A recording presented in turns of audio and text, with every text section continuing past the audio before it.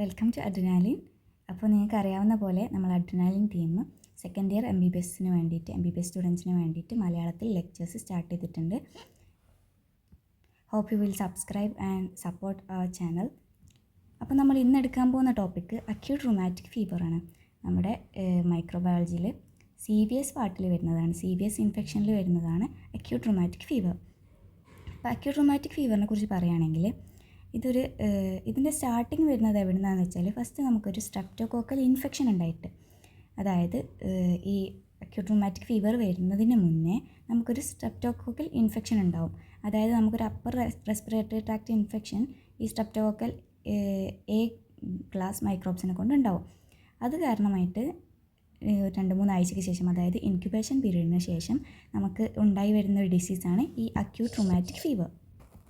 ഇതൊരു multi system ഡിസീസാണ്, previously affected വിത്ത് streptococcal infection, അതായത് streptococcal പയോജീൻസ്. അതാണ് ഗ്രൂപ്പ് A സ്ട്രെപ്റ്റോകോക്കസ്.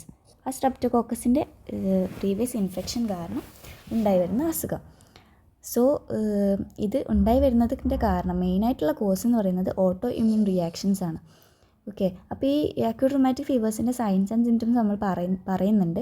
അപ്പോൾ ആ സിംറ്റംസൊക്കെ എന്തായാലും അധിക സിംറ്റംസും കംപ്ലീറ്റ്ലി റിസോൾവ് ആയിക്കോളും. പക്ഷേ ചില കാർഡിയാക് വാൽവുലാർ ഡാമേജ് ഉണ്ടാവും.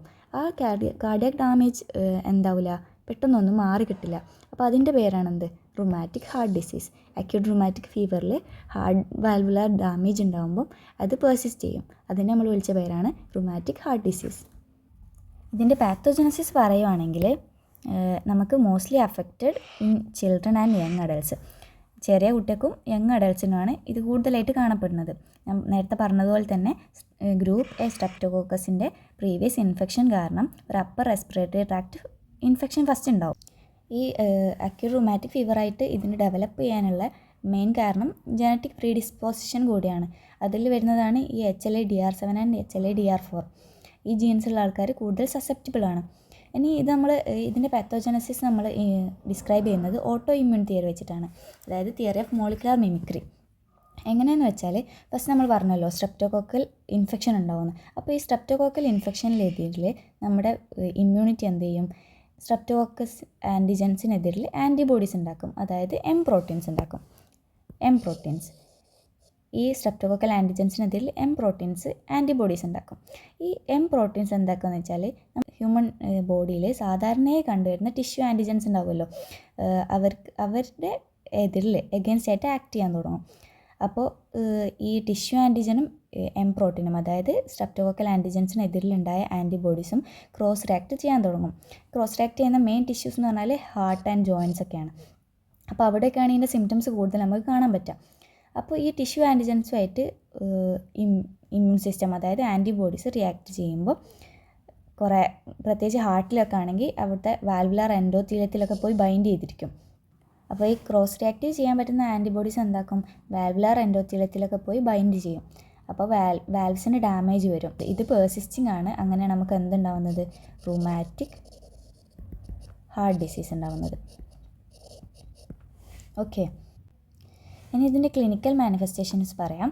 ക്ലിനിക്കൽ മാനിഫെസ്റ്റേഷൻ എന്ന് പറയുമ്പം ഇതിൻ്റെ ക്ലിനിക്കൽ മാനിഫെസ്റ്റേഷൻസ് തുടങ്ങുന്നത് ഇൻക്യുബേഷൻ പീരീഡിന് ശേഷമാണ്. അതായത് ഒരു അബൌട്ട് 3 വീക്സ് എന്തായിരിക്കും, ഇൻക്യുബേഷൻ പീരീഡ് ആയിരിക്കും. ഫസ്റ്റ് സ്ട്രെപ്റ്റോകോക്കൽ ഇൻഫെക്ഷന് ശേഷം ഒരു 3 വീക്സ് ഇൻക്യുബേഷൻ പീരീഡ് കഴിഞ്ഞിട്ടാണ് സിംറ്റംസ് അപ്പിയർ ചെയ്യാൻ തുടങ്ങുക.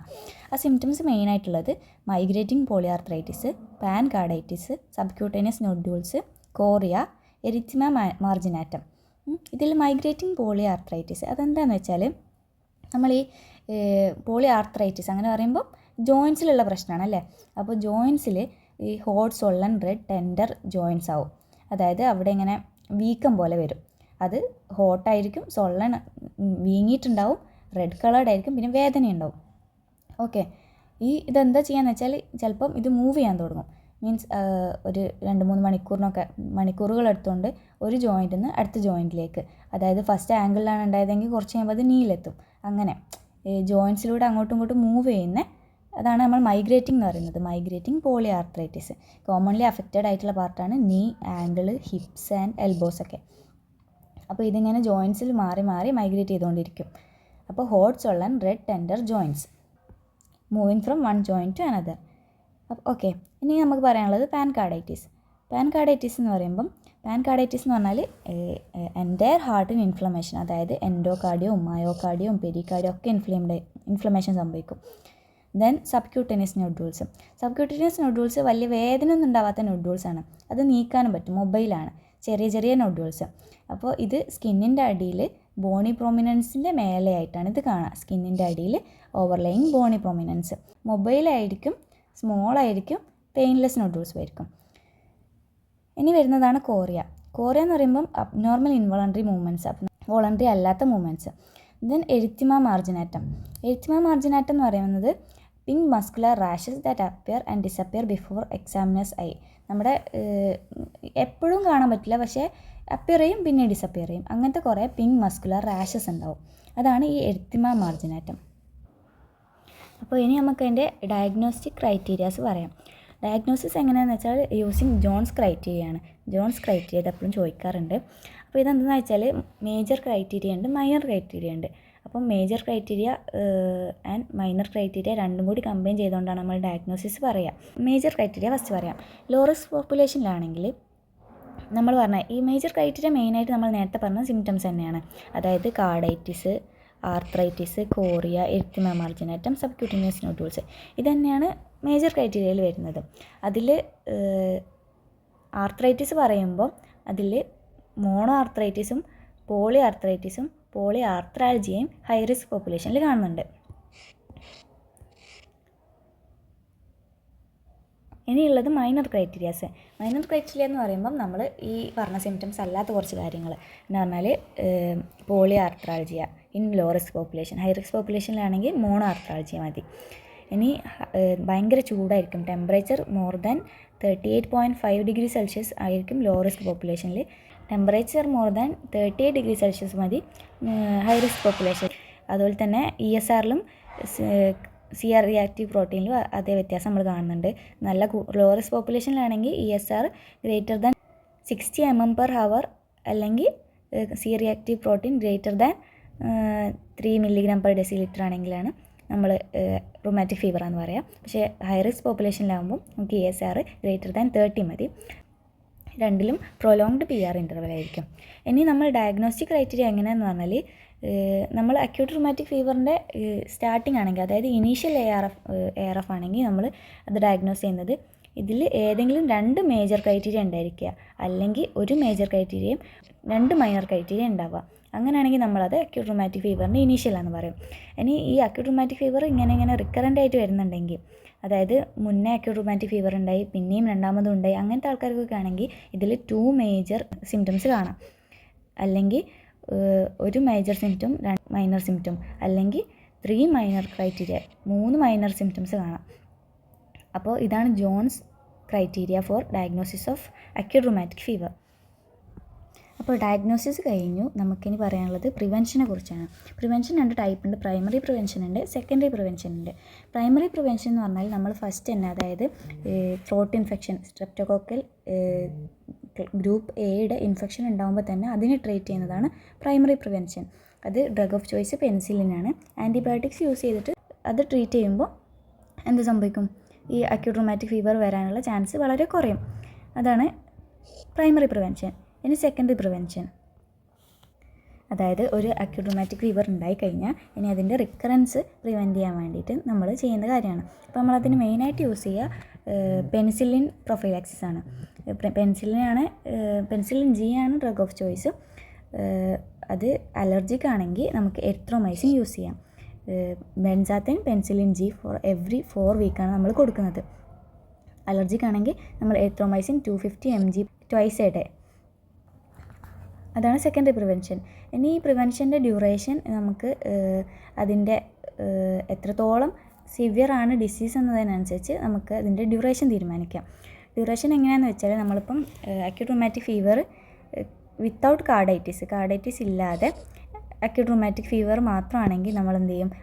ലാസ്റ്റ് അറ്റാക്കിന് ശേഷം 5 years നമ്മൾ ആൻറ്റിബയോട്ടിക് പ്രൊഫൈലാക്സിസ് നടത്തും, അല്ലെങ്കിൽ 21 വയസ്സ് വരെ. ഇതിലേതാണ് ഏറ്റവും കൂടുതലുള്ളത് അത്രയാണ് ഇതിൻ്റെ ഡ്യൂറേഷൻ പെൻസിലിൻ പ്രൊഫൈലാക്സിസിൻ്റെ. ഇനി acute rheumatic fever with carditis ഉണ്ട്, പക്ഷേ റെസിജ്വൽ വാൾവുലർ ഡിസീസ് ഒന്നും ഇല്ല. നോ റെസിജ്വൽ വാൾവുലർ ഡിസീസ് ആണെങ്കിൽ നമ്മൾ ലാസ്റ്റ് അറ്റാക്കിന് ശേഷം ഒരു 10 വർഷം പെൻസിലിൻ പ്രൊഫൈലാക്സിസ് കൊടുക്കും, അല്ലെങ്കിൽ 21 വയസ്സ് ആവുന്നത് വരെ. ഇതിലേതാണോ കൂടുതൽ ഡ്യൂറേഷൻ അതാണ് നമ്മൾ സെലക്ട് ചെയ്യുക. ഇനി അക്യൂട്ട് റൂമാറ്റിക് ഫീവർ പ്ലസ് വാൽവുലർ ഡിസീസും കൂടി ഉണ്ടെങ്കിൽ നമ്മൾ 10 വർഷം ലാസ്റ്റ് അറ്റാക്കിന് ശേഷം 10 വർഷം പ്രൊഫൈലാക്സിസ് കൊടുക്കും, അല്ലെങ്കിൽ ഒരു 40 വയസ്സ് വരെ. ഇതിലേതാണോ കൂടുതൽ ഡ്യൂറേഷൻ വരുന്നത് അത്. അപ്പോൾ നമ്മൾ അത്രയും സമയം എന്ത് കൊടുക്കും, ഈ ആൻറ്റിബയോട്ടിക് പ്രൊഫൈലാക്സിസ് ചെയ്യണം സെക്കൻഡറി പ്രിവെൻഷനിൽ. അപ്പോൾ അത്രയാണ് പ്രിവെൻഷനിൽ പറയാനുള്ളത്. അപ്പോൾ നമ്മളിന്ന് അക്യൂട്ട് റൂമാറ്റിക് ഫീവർ ഒന്ന് സമ്മപ്പ് ചെയ്ത് പറയാം. അക്യൂട്ട് റൂമാറ്റിക് ഫീവർ എന്നാൽ ഒരു മൾട്ടി സിസ്റ്റം ഡിസീസാണ്, caused by a previous streptococcal infection. അതായത് ക്ലാസ് എ സ്ട്രെപ്റ്റോകോക്കൽ ഇൻഫെക്ഷന് ഭാഗമായിട്ട് അതിന് ശേഷം വരുന്ന ഒരു ഡിസീസാണെന്ത് അക്യൂട്ട് റൂമാറ്റിക് ഫീവർ. പിന്നെ അതിൻ്റെ പാത്തോജനസിസ് നമ്മൾ പറഞ്ഞു. എന്താണെന്ന് വെച്ചാൽ ഈ സ്ട്രെപ്റ്റോകോക്കൽ ആൻറ്റിജൻസിനെതിരിൽ നമ്മുടെ ഇമ്മ്യൂൺ സിസ്റ്റം ഉണ്ടാക്കുന്ന ആൻറ്റിബോഡീസ്, അതായത് എം പ്രോട്ടീൻസ് ടിഷ്യൂ ആൻറ്റിജൻസ് ആയിട്ട് റിയാക്ട് ചെയ്യും. അങ്ങനെ അവർ പോയിട്ട് ഈ എപ്പിത്തീലിയത്തിൽ പോയി ഡെപ്പോസിറ്റ് ചെയ്യും, പ്രത്യേകിച്ച് ഹാർട്ടിലും ജോയിൻസിലൊക്കെ. അപ്പം ഹാർട്ടിൽ വാൽവുലർ എൻഡോത്തീലിയത്തിലൊക്കെ പോയി അഡർ ചെയ്താൽ പിന്നെ അവിടുത്തെ വാൽവ്സിന് ഡാമേജ് പറ്റും. അങ്ങനെ ഉണ്ടാവുന്ന ആ സംഭവമാണെന്ത്, ആ ഡിസീസിനെ നമ്മൾ വിളിക്കുന്ന പേരാണ് റൂമാറ്റിക് ഹാർട്ട് ഡിസീസ്. ഇനി അതിൻ്റെ ക്ലിനിക്കൽ മാനിഫെസ്റ്റേഷൻസ് നമ്മൾ പറഞ്ഞു. ഈ റൂമാറ്റിക് ഹാർട്ട് ഡിസീസിന് പുറമെ മൈഗ്രേറ്റിംഗ് പോളി ആർത്രൈറ്റിസ് ഉണ്ടാവും, പാൻ കാർഡൈറ്റിസ് ഉണ്ടാവും, സബ്ക്യൂട്ടേനിയസ് ന്യൂഡ്യൂൾസ് ഉണ്ടാവും, കോറിയ ഉണ്ടാവും, ആൻഡ് എരിത്തിമ മാർജിനാറ്റം ഉണ്ടാവും. ഇതിൻ്റെയൊക്കെ ഫീച്ചേഴ്സ് പഠിക്കുക. പിന്നെ നമ്മളതിൻ്റെ ഡയഗ്നോസിസ് പറഞ്ഞു. ഡയഗ്നോസ്റ്റിക് ക്രൈറ്റീരിയ ജോൺസ് ക്രൈറ്റീരിയ എന്നാണ് അറിയപ്പെടുന്നത്. അതിൽ മേജർ ക്രൈറ്റീരിയ ഉണ്ട്, മൈനർ ക്രൈറ്റീരിയ ഉണ്ട്. അപ്പോൾ നമ്മളത് അക്യൂട്ട് റൂമാറ്റിക് ഫീവറിൻ്റെ ഇനീഷ്യൽ ആണെങ്കിൽ 2 മേജർ ക്രൈറ്റീരിയ വേണം, അല്ലെങ്കിൽ ഒരു മേജറും 2 മൈനർ ക്രൈറ്റീരിയ വേണം. ഇനി റിക്കറൻറ്റ് അക്യൂട്ട് റൂമാറ്റിക് ഫീവർ ആണെങ്കിൽ അതിൽ 2 മേജർ ക്രൈറ്റീരിയ ഉണ്ടാവും, അല്ലെങ്കിൽ ഒരു മേജറും 2 മൈനർ ക്രൈറ്റീരിയയും, അല്ലെങ്കിൽ 3 മൈനർ ക്രൈറ്റീരിയ മതി. ഓക്കെ, പിന്നെ അതിൻ്റെ പ്രിവെൻഷൻ പറഞ്ഞു, പ്രൈമറി പ്രിവെൻഷനും സെക്കൻഡറി പ്രിവെൻഷനും. അതിൻ്റെ ഡ്യൂറേഷൻ തീരുമാനിക്കുന്നത് ഓരോ ഡിസീസിൻ്റെയും സിവിയറിറ്റി അനുസരിച്ചാണ്. അപ്പോൾ അത് അക്യൂട്ട് റൂമാറ്റിക് ഫീവർ വിത്തൗട്ട് കാർഡൈറ്റിസ് ഉണ്ട്, വിത്ത് കാർഡൈറ്റിസ് വിത്ത് നോ റെസിജ്വൽ വാൽവുലർ ഡിസീസ് ഉള്ളതിന് വേറെ, അതേപോലെ തന്നെ വാൽവുലർ ഡിസീസ് ഉള്ളതിന് അതിൻ്റേതായ ഡ്യൂറേഷനും. അപ്പോൾ അതൊക്കെ പഠിച്ചു കഴിഞ്ഞാൽ ഈ ടോപ്പിക്ക് കഴിഞ്ഞു. എപ്പോഴും ചോദിക്കുന്നൊരു ക്വസ്റ്റ്യനാണിത്. അപ്പോൾ ഇന്നത്രേ പറയാനുള്ളൂ. Okay, thank you all.